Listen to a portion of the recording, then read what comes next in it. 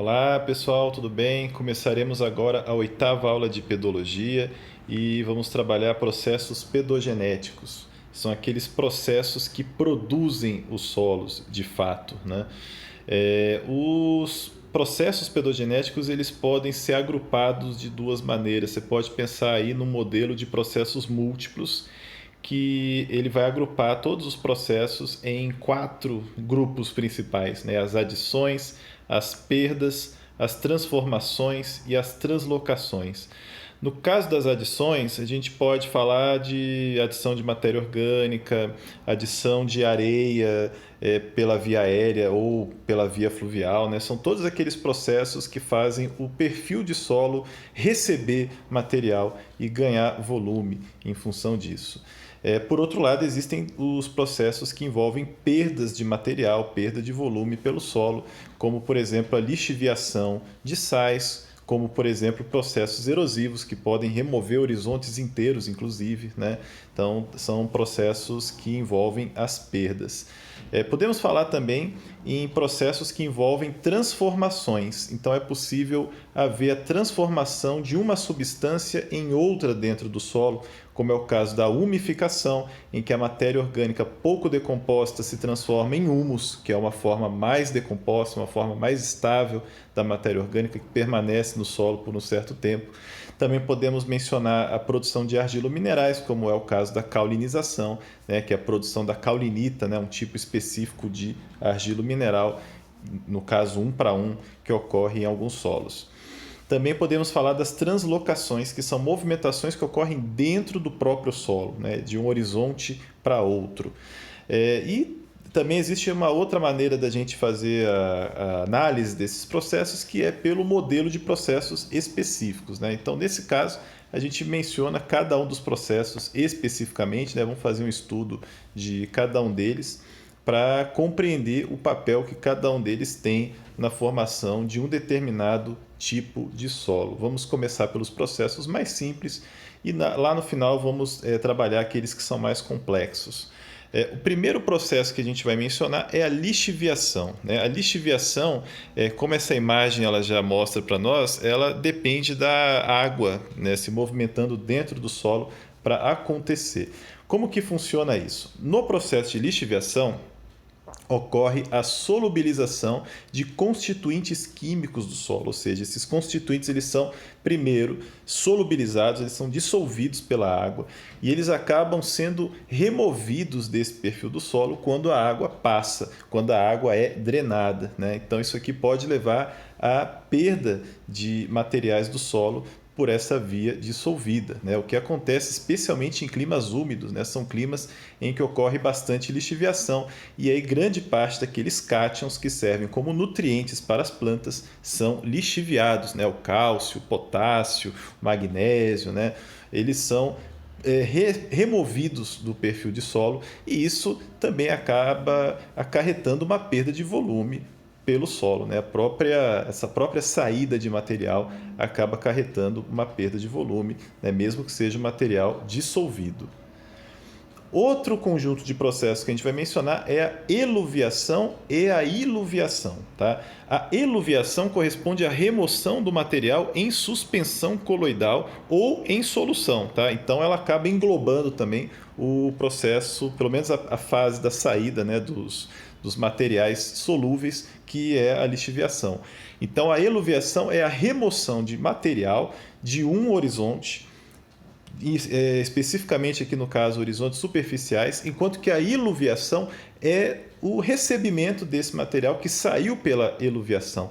Então a iluviação complementa a eluviação, né? Se a eluviação é a saída, a iluviação é a recepção, né? E essa iluviação ela tende a acontecer no horizonte B. E os materiais que são envolvidos são as argilas, são os óxidos de ferro, óxidos de alumínio, né? Você pode ter material dissolvido também que é translocado, né, de um horizonte para outro, né? Então são designações que são bastante amplas, que são bastante abrangentes e ambas elas constituem exemplos de translocação de materiais no solo. Para ficar mais fácil a gente compreender esses nomes, eluviação e iluviação, basta a gente fazer analogia com emigração, que é a saída de pessoas, e a imigração, que é a entrada de pessoas, né? Sempre que alguém emigra de algum lugar, esse que está emigrando de algum lugar está imigrando em outro. É a mesma coisa, né? Uma partícula de argila que está eluviando de horizonte está iluviando no outro, né? Está se concentrando no outro horizonte. Também podemos mencionar a quelação, né? A quelação é uma reação química que pode acontecer dentro do solo em função da matéria orgânica que é adicionada a esse solo. Essa matéria orgânica ela pode reagir com metais num processo chamado de complexação, tá? E nesse processo você pode formar um quelato, tá? Que é um íon metálico que fica incorporado a uma estrutura orgânica. Esse íon metálico, quando ele está solto ali na estrutura do solo, ele é mais difícil de ser removido do que quando ele está unido a uma estrutura orgânica. Então, na hora que ocorre a quelação, fica mais fácil os outros processos removerem determinados metais, como por exemplo o ferro, como por exemplo o alumínio, né? Então, o fato do ferro e do alumínio se ligarem a essas estruturas orgânicas faz com que eles sejam mais facilmente removidos do solo. E esse fenômeno da quelação vai ser importante para explicar alguns processos pedogenéticos que veremos adiante. Outro processo é a pedoturbação. A pedoturbação é uma mistura física do material do solo, né? Então, a pedoturbação ela pode se dar de diferentes maneiras, né? Pode ter diferentes agentes pedoturbadores.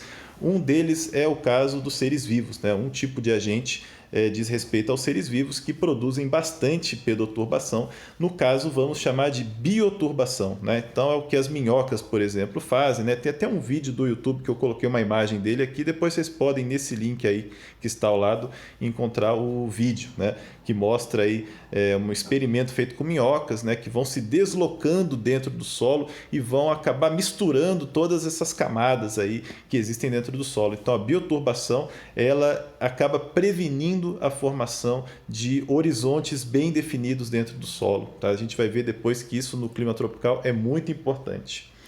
Um outro tipo de processo de pedoturbação pode ser causado pela expansão e contração das argilas, né? As argilas 2:1, que tem essa propriedade de se expandir quando estão úmidas e de se contrair quando estão secas, faz com que haja também uma certa mistura de material dentro do solo, né? Uma vez que quando essas fissuras se abrem, quando a argila se contrai, você pode ter ali a entrada de material, né? E depois ela vai se expandir novamente, esse material vai ficar misturado lá no meio, né? Então, esse processo de argila e turbação acaba levando também a uma mistura e acaba contrariando também a formação de horizontes pedogenéticos. Um terceiro caso de pedoturbação é a crioturbação, né? A crioturbação, crio tem a ver com gelo, né? Então você pode ter também dentro do solo a formação de gelo, né? Que vai produzir pressões dentro do solo, pode produzir deformações em função dessas pressões que esse gelo introduz e também pode acabar levando à deformação das camadas pedológicas quando o processo se repete ao longo de vários anos, né? Que você tem vários ciclos aí de congelamento e degelo. Então, a crioturbação é um fenômeno que a gente não vai ver aqui no Brasil, mas que nas regiões próximas às áreas glaciais pode ser também percebido. Um outro processo que a gente vai mencionar é a lessivagem, né? Lessivagem, eu não esqueci o M não, tá? Que é uma palavra que tem origem francesa, né? E aí essa palavra de origem francesa não tem M no final e ela significa lavagem, tá? Em alguns lugares você vai encontrar isso aí traduzido com M no final. Essa lavagem, ela na realidade esse nome ele tem um uso restrito à translocação de argila, né? Então é a argila que vai ser deslocada nesse processo por um processo aí de eluviação e iluviação. E essa eluviação ela acontece no horizonte A ou E e a iluviação correspondente ocorre no horizonte B. Então é o processo pelo qual o horizonte A e E ficam empobrecidos em argila, enquanto que o horizonte B ele ganha argila, como a gente pode ver nesse gráfico aí ao lado, né? Então nesse gráfico você tem um horizonte superficial que está empobrecido em argila, logo abaixo você tem um horizonte que está enriquecido em argila e abaixo dele você vê que a proporção de argila diminui novamente, ou seja, você teve ali um horizonte em que a proporção de argila ficou aumentada por conta desse deslocamento de argila, que a gente chama de lessivagem, né? Então a lessivagem só é aplicado para argilas, esse termo não se aplica a outros materiais, tá? E é uma forma também de translocação que ocorre dentro do solo, pode ser responsável por um daqueles aspectos que a gente mencionou na morfologia do solo, que é a serosidade, né? Que é a formação daquele verniz cobrindo torrões do solo, que vai acontecer dentro do horizonte B. E esse horizonte B ele vai receber um nome especial quando existe processo de lessivagem. Ele vai receber o nome de B textural, né? Que pode ser compreendido aqui no Brasil pela sigla BT, né? Então ele é horizonte B textural, porque ele tem muito mais argila do que o horizonte que está acima, no caso desse exemplo aqui, um horizonte E. Outro processo é a latossolização, alguns chamam de latolização, também pode ser chamado de ferralitização, tá? É um processo comum em áreas tropicais úmidas onde ocorre a formação de latossolos. Se caracteriza pela intensa lixiviação da sílica e outros cátions e a consequente concentração dos óxidos de ferro e alumínio, né? Então, alguns cátions são mais solúveis, acabam indo embora. O ferro e o alumínio, como são menos solúveis, eles acabam ficando no perfil. E isso acontece também porque esse ferro está no estado oxidado, né? O ferro ele está formando um cátion com a carga 3 positivo, né? O ferro 3 que está aí. E esse ferro 3 ele é de difícil dissolução, tá? E essa característica química vai acabar produzindo um horizonte latossólico, tá? Que é um horizonte espesso, horizonte muito intemperizado nesses ambientes úmidos, também com a participação importante da pedoturbação. Então você pode ver que um processo que a gente mencionou lá atrás, ele acaba sendo incorporado nesse processo aqui, que é um processo mais complexo, né? Que envolve subprocessos, envolve processos menores acontecendo em conjunto para que uma latossolização ocorra. Também mencionamos a laterização, né? Ou lateritização. Tá? Então você pode falar laterização ou lateritização, que é a formação de lateritas no perfil de solo. Tá? Como é que funciona isso? Esse processo ele ocorre especialmente no clima tropical sazonal, aquele que a gente tem, por exemplo, aqui no centro-oeste do Brasil, em que o verão é bastante úmido e o inverno é bastante seco.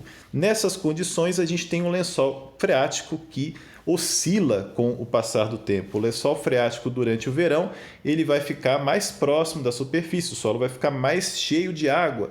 Quando chega o inverno, o solo fica mais seco e o lençol freático vai lá para baixo, né? O nível dele ele fica lá mais longe da superfície.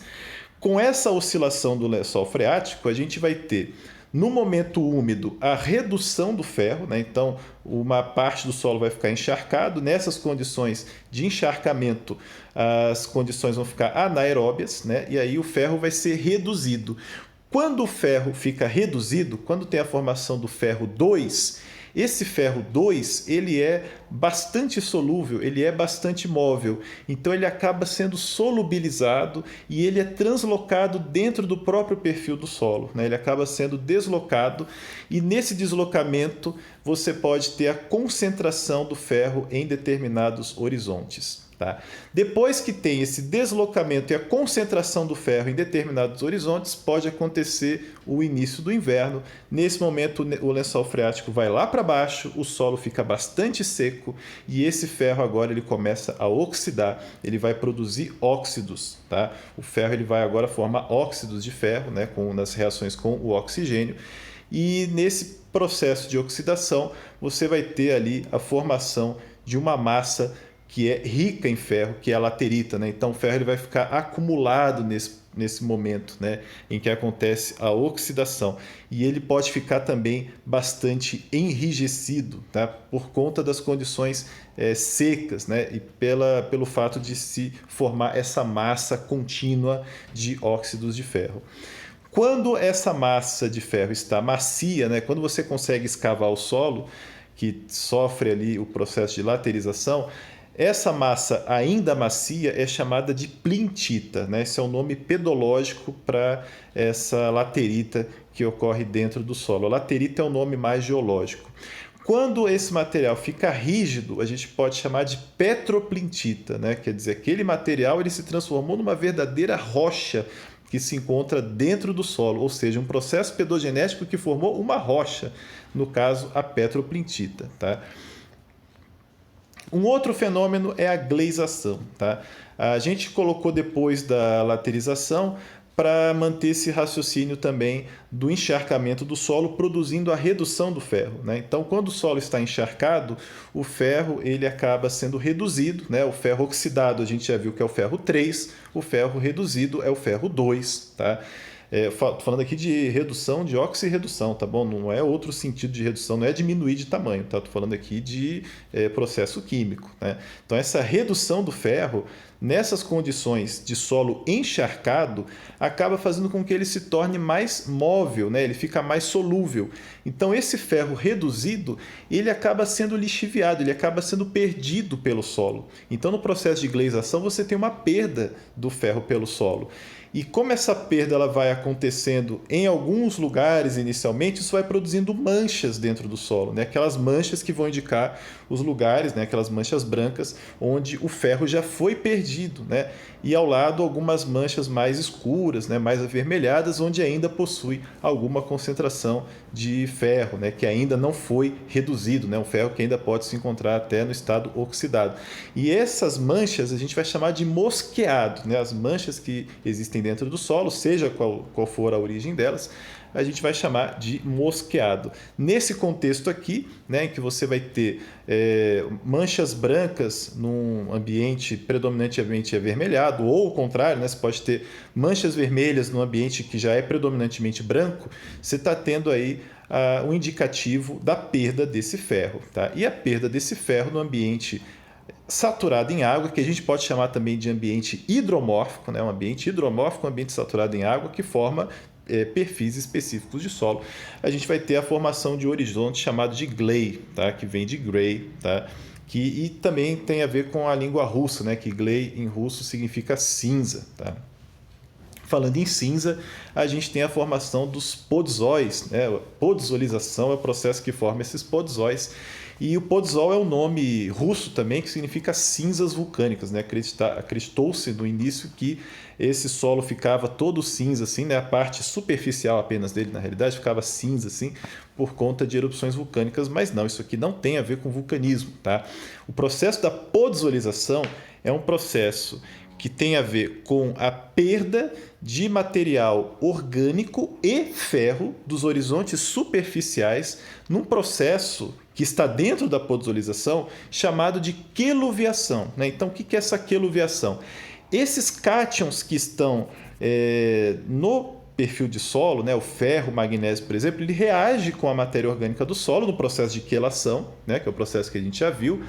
E esse material ele acaba sendo transportado para baixo, né? Porque a gente viu que quando se forma quelato, esse quelato resultante é mais móvel, ele é mais solúvel do que o cátion sozinho, né? E aí nesse caso a gente vai ter uma solubilização acontecendo, um transporte dentro do solo, tá?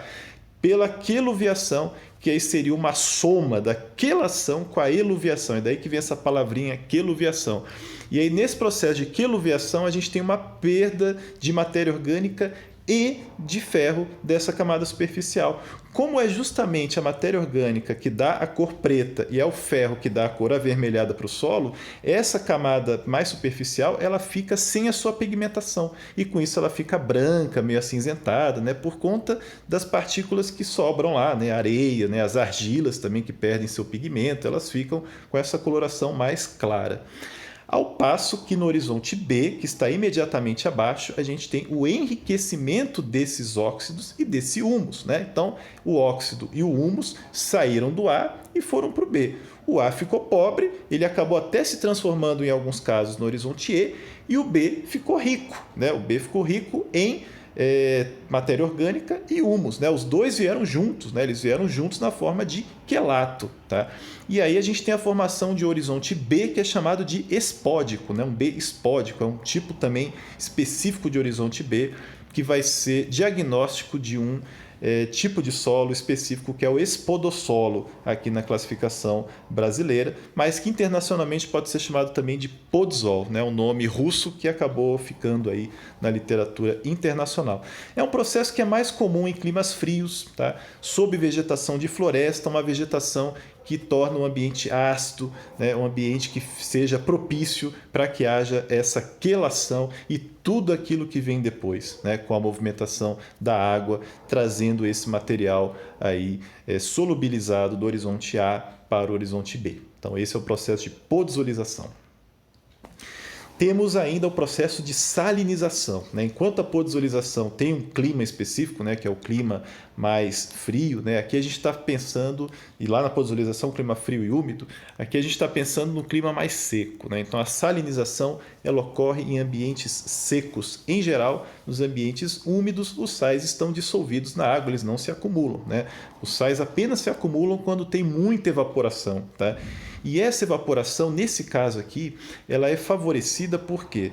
Porque a gente tem uma região aqui mais baixa, né? Pensando nesses solos aqui que estão sofrendo salinização, você tem uma região mais baixa, uma área mais deprimida, tá? Que está recebendo água das vertentes que estão ao redor. Tá? Essa água ela vai transportando sais, né, através dessas vertentes.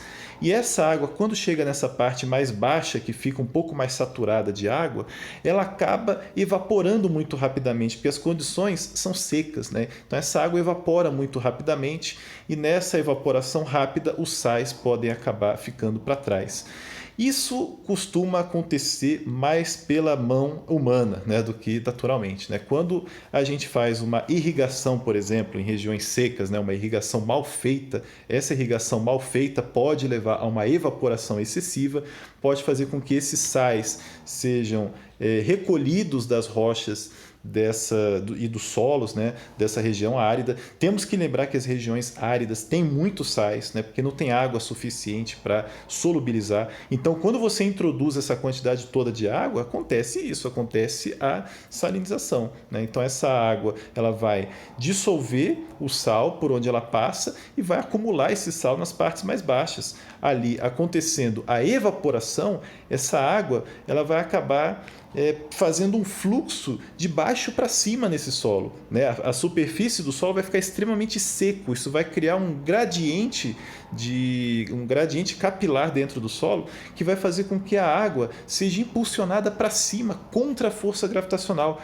porque a força capilar acaba superando a força gravitacional. Quer dizer, esse solo que é muito seco na superfície, ele acaba puxando aquela água que está embaixo.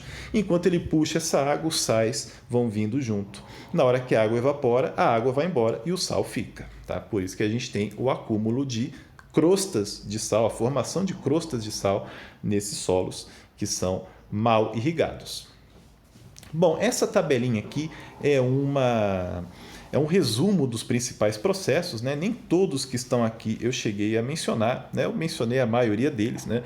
Em que vocês podem ver aí os processos múltiplos relacionados com os processos específicos, né? Então a gente viu que na ferralitização, por exemplo, que envolve a formação dos latossolos, né? A latossolização, tem processos de remoção, processos de transformação, processos de translocação acontecendo ali. E nos outros também vocês podem verificar aí, depois quiser dar um pause, dar uma olhada nessa tabela com mais calma, você vai ver aí os processos múltiplos que estão envolvidos dentro de cada processo específico que a gente mencionou. E todos esses processos acabam promovendo a formação de diferentes solos, né? Então, nesse mapa aqui, podemos ver os diferentes solos que existem no território brasileiro, né? Esse laranja mais escuro que se destaca bastante é o latossolo, né? Os latossolos são os solos mais importantes do Brasil, são aqueles que sofreram o processo de latolização ou latossolização ou ferralitização, né? São aqueles processos onde as condições climáticas e geomorfológicas favorecem um crescimento bastante expressivo, né? Um desenvolvimento expressivo desses solos. Também podemos ver que os argissolos são importantes, né? Eles acabam sendo justamente aqueles que têm o horizonte B-textural, né? Então o solo que tem um B bastante argiloso, né, em relação ao A, não apenas em números absolutos, mas também em números relativos, ele é chamado de argissolo. E podemos ver a distribuição dos outros, né? Chernossolos, espodossolos, gleissolos. A gente vai, numa próxima aula, ver esses tipos de solos, né? A gente vai começar a falar da classificação brasileira de solos. Tá? Então, por hoje é isso. A bibliografia hoje é um pouco diferente, né? Eu usei o material da Embrapa e usei um livro também, né, na literatura internacional, que fala sobre os processos pedogenéticos, que é o livro de Fenning e Fenning. É um livro que tem uma ênfase nesses processos. E é isso, pessoal. Agradeço aí pela atenção e até a próxima.